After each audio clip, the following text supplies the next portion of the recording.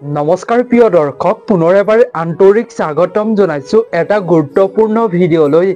প্ৰিয় দৰ্শক, আজিৰ এই ভিডিঅ'টোৰ জৰিয়তে আপোনালোকৰ লগত শ্বেয়াৰ কৰিম 2025 বৰ্ষৰ মাঘী পূৰ্ণিমাৰ বিষয়ে।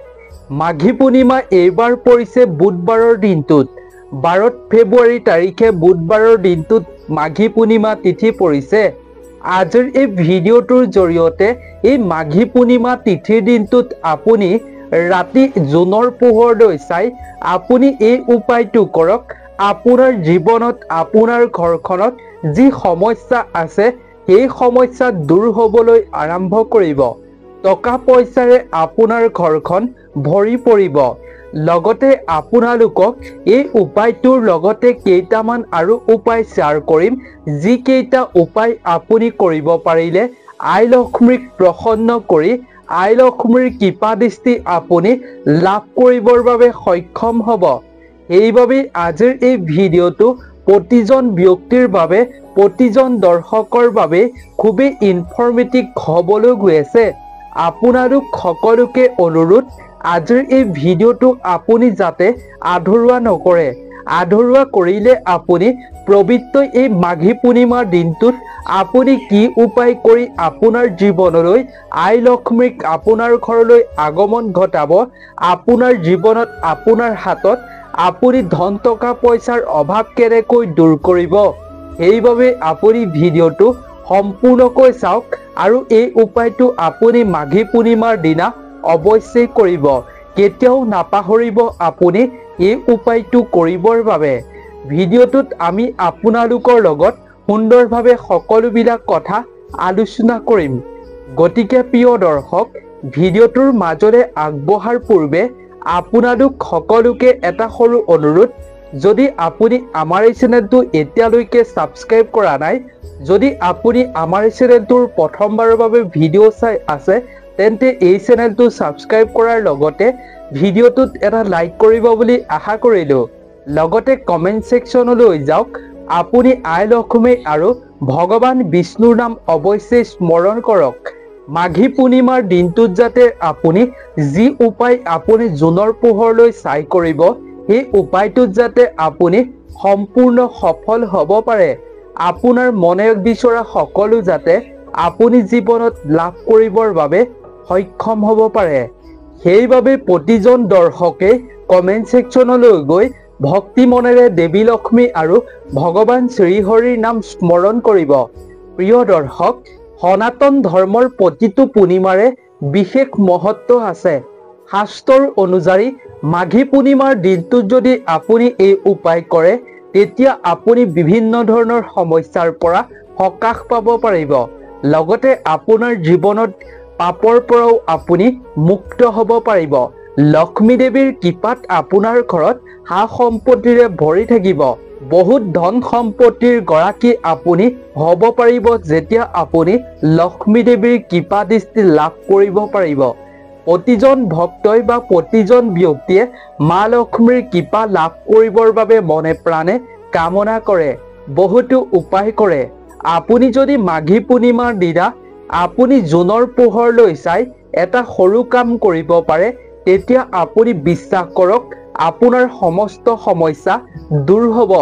কেনেকৈ দূৰ হ'ব, কি উপায় কৰিব, ভিডিঅ'টোত আমি আপোনালোকক সকলোখিনি শ্বেয়াৰ কৰিম। গতিকে আপুনি আধৰুৱা নকৰাকৈ চাই থাকক। তেন্তে প্ৰিয় দৰ্শক, বেছি পলম নকৰি বলক আজিৰ এই ভিডিঅ'টোৰ আমি মূল বিষয়বস্তুলৈ আগবাঢ়োঁ। প্ৰিয় দৰ্শক, হিন্দু ধৰ্মত পূৰ্ণিমা তিথিৰ বিশেষ গুৰুত্ব আছে। সেইদিনা স্নান দান কৰিলে সকলো পাপ জীৱনৰ পৰা নাশ হয়। এক লোকবিশ্বাস আছে যে শিৱ আৰু বিষ্ণুৰ পূজা কৰিলেও পূৰণ হয় সকলো মনোকামনা। পূৰ্ণিমা তিথিত আধ্যাত্মিক গুৰুত্ব যথেষ্ট। হিন্দু ধৰ্মৰ বিশ্বাস অনুসৰি পূৰ্ণিমা তিথিত উপবাসে থাকি ৰীতি নীতিৰ অনুসৰি পূজা কৰিলে ঘৰলৈ সুখ আৰু সমৃদ্ধি বিৰাজ কৰে। 2025 বৰ্ষৰ এই মাঘী পূৰ্ণিমাত শুভ সংযোগ স্থাপন হৈছে, যাৰ ফলত আপুনি পূৰ্ণিমা তিথিৰ বিশেষ মহত্ব বা বিশেষ ফল আপুনি পাবলৈ সক্ষম হ'ব যদি আপুনি এই পবিত্ৰ দিনটোত এই কাম কৰিব পাৰে। 2025 বৰ্ষৰ মাঘী পূৰ্ণিমা তিথি কিমান সময়ত মিলিছে? অমৃত স্নানৰ যোগ শুভ মুহূৰ্ত কিমান? আহক আমি তাৰ মাজলৈ আগবাঢ়ো। এই বছৰৰ মাঘী পূৰ্ণিমা তিথিক লৈ বহুতৰে মনত আশংকাৰ সৃষ্টি হৈছে। বহুতে 11 আৰু 12 ফেব্ৰুৱাৰীৰ মাজত দুমোজাত পৰিছে। কোনদিনা তিথি মিলিছে আচলতে মাঘী পূৰ্ণিমা তিথি? কিন্তু 2025 বৰ্ষৰ মাঘী পূৰ্ণিমা তিথি 11 আৰু 12 ফেব্ৰুৱাৰী দুয়োটা দিনতে মিলিছে। অসমীয়া পঞ্জিকাৰ তথ্য অনুযায়ী এইবাৰ মাঘী পূৰ্ণিমা মাঘ মাহৰ 28 তাৰিখ আৰু ফেব্ৰুৱাৰী মাহৰ 11 তাৰিখ মঙলবাৰে সন্ধিয়া 6:57:06 পৰা আৰম্ভ হ'ব আৰু এই তিথি মাঘ মাহৰ 29 তাৰিখ অৰ্থাৎ 12 ফেব্ৰুৱাৰী বুধবাৰে সন্ধিয়া 7:08:05 শেষ হ'ব। গতিকে আপুনি এই সময়খিনিতে জোনৰ পোহৰলৈ চাই এই উপায়টো কৰিব আৰু আপুনি লক্ষ্মী দেৱীক কৃপা পাবৰ বাবে আৰু দুটামান আপুনি উপায় এই শুভ সংযোগৰ সময়তে কৰিব। মাঘী পূৰ্ণিমাৰ শুভ যোগ এই সময়তে মিলিছে। মাঘী পূৰ্ণিমাৰ 144 বছৰৰ পাছত শুভ সংযোগ সৃষ্টি হৈছে। সেয়েহে এই দিনটোত মহাকুম্ভ অমৃত স্নান পালন কৰা হ'ব। সেয়েহে এইবাৰ মাঘী পূৰ্ণিমাত স্নান আৰু দানৰ বিশেষ মহত্ব আছে। তদুপৰিও এই মাঘী পূৰ্ণিমাৰ দিনা সত্যনাৰায়ণৰ পূজা কৰাটো অত্যন্ত শুভ বুলি গণ্য কৰা হৈছে শাস্ত্ৰত। গংগাত স্নান কৰাৰ পৰম্পৰা। জ্যোতিষশাস্ত্ৰৰ অনুযায়ী মাঘী পূৰ্ণিমাৰ দিনা স্নান কৰিলে আপুনি গোটেই বছৰটোৰ বাবে শুভ ফল পাব পাৰিব। এই দিনটো স্নান কৰাৰ বাবে অত্যন্ত শুভ দিন, কিন্তু সকলোৰে পক্ষে এয়া সম্ভৱ নহয়। সেয়েহে পূৰ্ণিমা তিথিৰ দিনা গংগা স্নান কৰিলে আপুনি ফল পাব যদিও আপুনি ঘৰত থাকিও গংগাৰ পানীৰে আপুনি স্নান কৰিব পাৰে। তেনে কৰিব পাৰিলেও জীৱনত সুখ আৰু সমৃদ্ধি বৃদ্ধি হ'ব। প্ৰিয় দৰ্শক, অমৃত স্নানৰ শুভ মুহূৰ্ত হৈছে 12 ফেব্ৰুৱাৰী পুৱা 5:19 পৰা আৰম্ভ হৈ 6:10 শেষ হ'ব এই শুভ মুহূৰ্ত। এই সময়ছোৱাত গংগা স্নান কৰি ভগৱান বিষ্ণু আৰু শিৱক পূজা কৰিলে আপোনাৰ জীৱনলৈ সুখ আৰু সমৃদ্ধিৰে উপচি পৰিব।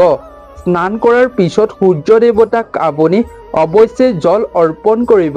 তদুপৰিও মাঘী পূৰ্ণিমাৰ এই পবিত্ৰ দিনটোত গুড়, তিল, ঘিউ, ফুল, ফল মূল, শস্য, কম্বল আৰু গৰম কাপোৰ দান কৰাটো অত্যন্ত ফলদায়ক। আপুনি এই দিনটোত আপোনাৰ সামৰ্থ্য অনুযায়ী আপুনি যি বস্তু দান কৰিব পাৰে, আপোনাৰ সাধ্য অনুযায়ী আপুনি দান কৰিব পাৰে।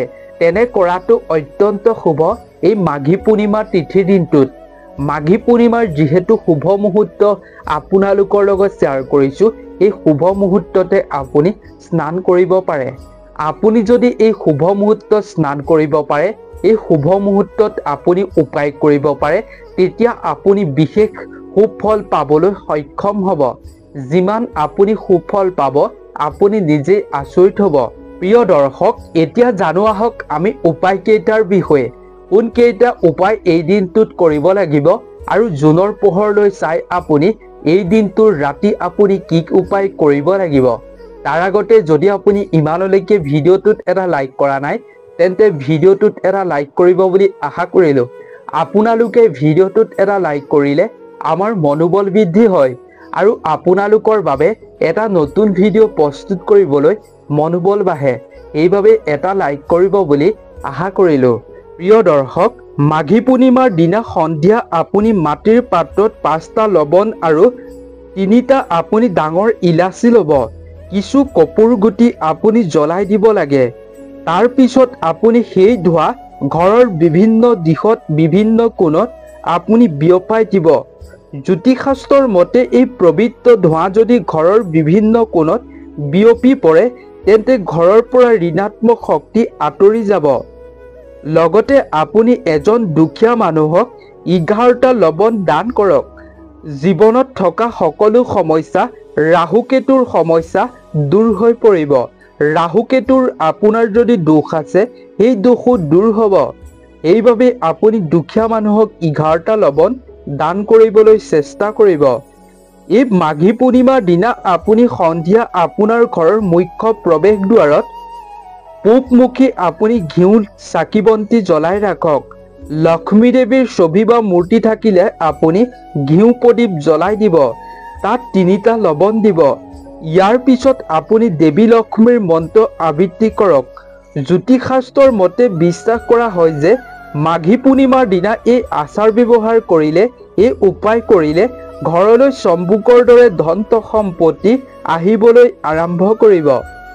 মাঘী পূৰ্ণিমাৰ দিনা আপুনি অশ্বস্থ গছৰ তলত লক্ষ্মী দেৱীয়ে যিহেতু বাস কৰে, সেইবাবে আপুনি এই দিনটোত অশ্বস্থ গছৰ গুৰিত আপুনি পানী কেঁচা গাখীৰ আপুনি এটা পাত্ৰত লৈ গৈ আগবঢ়াওক। ইয়াৰ লগতে আপুনি 5 বিধ মিঠাইও আগবঢ়াওক। লগতে তুলসীক পূজা কৰক। এনেকৈ যদি আপুনি এই দিনটোত কৰিব পাৰে, তেতিয়া আপোনাৰ ঘৰখনলৈ মা লক্ষ্মীৰ কৃপাত ধন সম্পত্তিৰ আগমন হ'ব। মাঘী পূৰ্ণিমাৰ দিনা আপুনি স্নান অৰ্থাৎ গা ধোৱাৰ পাছত ধ্যান কৰক। তাৰ পিছত আপুনি গীতা পাঠ কৰক। এনে পালন কৰিব পাৰিলে নিয়ম ভগৱান বিষ্ণুৰ আশীৰ্বাদ পাব পাৰিব। ইয়াৰ বাহিৰেও আপুনি শৰীৰৰ ভিতৰত আৰু চাৰিওফালে থকা ঋণাত্মক শক্তি আঁতৰ কৰিব পাৰিব। চিন্তা, ভুল বুজাবুজি শক্তিৰ বিকাশ হ'ব। পৰিয়ালৰ সদস্যসকলৰ মাজত মৰম আৰু সম্পৰ্ক মজবুত হৈ উঠিব। ভগৱান বিষ্ণুৰ কৃপাত আপোনাৰ ঘৰখনলৈ অহা সমস্যাক দূৰ কৰিব পাৰিব। সুখ আৰু সমৃদ্ধিৰ বাবে মাঘী পূৰ্ণিমাৰ দিনা আপুনি ভগৱান শিৱক চন্দন আৰু বগা ফুল আগবঢ়াওক। ইয়াৰ লগতে গাখীৰো আগবঢ়াওক। এই দিনটোত আপুনি চন্দ্ৰ দেৱতাক কেঁচা গাখীৰ, চেনি আৰু চাউল মিহলি অৰ্ঘ্য প্ৰদান কৰক। পূজা কৰি থাকোঁতে আপুনি চন্দ্ৰ দেৱতাৰ মন্ত্ৰ অৱশ্যেই জপ কৰিব। ইয়াৰ ফলত পৰিয়ালত সুখ সমৃদ্ধি অটুট থাকিব। শুভ কামত আপুনি সফল হ'ব পাৰিব। প্ৰিয় দৰ্শক, মাঘী পূৰ্ণিমাৰ দিনা আপুনি এই নিয়মসমূহ পালন কৰিব পাৰিলে আপোনাৰ জন্ম তালিকাত থকা কুগ্ৰহৰ প্ৰভাৱো দূৰ হৈ পৰিব। কিবা দোষ থাকিলেও দূৰ হৈ পৰিব। মাঘী পূৰ্ণিমাৰ দিনা আপুনি ভগৱান বিষ্ণুৰ সৈতে লক্ষ্মী দেৱীকো পূজা কৰক। পূজাত আপুনি দেৱী লক্ষ্মীক 11টা হালুধ আগবঢ়াব পাৰে। হালধিৰ টুকুৰা আগবঢ়াব পাৰে। তাৰ পিছত ৰঙা কাপোৰত বান্ধি আপুনি পিছদিনা লকাৰ অৰ্থাৎ আলমাৰীত ৰাখিব। লগতে পূৰ্ণিমাৰ দিনা ৰাতি আপুনি এটা বাটিত গাখীৰৰ লগত মৌ মিহলি কৰি আপুনি আধা চন্দ্ৰ দেৱতাক আগবঢ়াব। ইয়াৰ দ্বাৰা সকলো মনোকামনা পূৰণ হ'ব আৰু আপোনাৰ জীৱনত সৌভাগ্য বৃদ্ধি হ'ব। সেইবাবে আপুনি মাঘী পূৰ্ণিমাৰ দিনা ৰাতি আপুনি জোনৰ পোহৰ লৈ চাই এটা বাটিত আপুনি গাখীৰৰ লগত মৌ মিহলাই আপুনি চন্দ্ৰ দেৱতাক আগবঢ়াওক।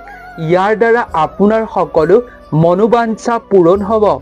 আপুনি জীৱনত সুফল পাবলৈ সক্ষম হ'ব পাৰিব। জোনৰ পোহৰলৈ চাই আপুনি মাঘী পূৰ্ণিমাৰ দিনা এই উপায়টো কৰিবৰ বাবে একেবাৰে নাপাহৰিব। চন্দ্ৰ দেৱতা খুবেই প্ৰসন্ন হ'ব আৰু আপোনাৰ জীৱনৰ সমস্ত দুখ কষ্ট অপায় অমংগল দূৰ কৰিব আৰু আপুনি গোটেই বছৰটোৰ বাবে ভাল ফল পাবলৈ সক্ষম হ'ব পাৰিব। সেইবাবে প্ৰিয় দৰ্শক, 2025 বৰ্ষৰ মাঘী পূৰ্ণিমাৰ দিনা আপুনি এইকেইটা উপায়, এইকেইটা কাম অৱশ্যেই কৰিব। আপুনি নিজেই ইয়াৰ ফল পাবলৈ সক্ষম হ'ব। নিজে দেখি আপুনি আচৰিত হ'ব এই কামকেইটা এই দিনটোত কৰাৰ কিমান আপুনি সুফল পাবলৈ সক্ষম হ'ব। গতিকে প্ৰিয় দৰ্শক, আজিৰ ভিডিঅ'টো ইমানেই আছিল। আশা কৰোঁ ভিডিঅ'টো চাই নিশ্চয় ভাল পালে। যদি ভিডিঅ'টো চাই ভাল পালে, কিবা এটা নজনা কথা জানিব পাৰিলে, তেন্তে আপোনাৰ বন্ধুবৰ্গ, আত্মীয় স্বজনৰ লগতো যিমান পাৰে শ্বেয়াৰ কৰিব, যাতে তেওঁলোকেও এই উপায় কৰি সুফল পাব পাৰে মাঘী পূৰ্ণিমাৰ দিনা। গতিকে প্ৰিয় দৰ্শক, আজিৰ ভিডিঅ'টোৰ পৰা বিদায় লৈছোঁ। আপোনালোক সকলো ভালে থাকক, সুস্থ থাকক, তাৰেই আমিও কামনা কৰিলোঁ। নতুন এটা ভিডিঅ'ৰ লগত পুনৰ এবাৰ লগ পাম। আজিৰ এই ভিডিঅ'টোৰ পৰা বিদায় লৈছোঁ। ধন্যবাদ।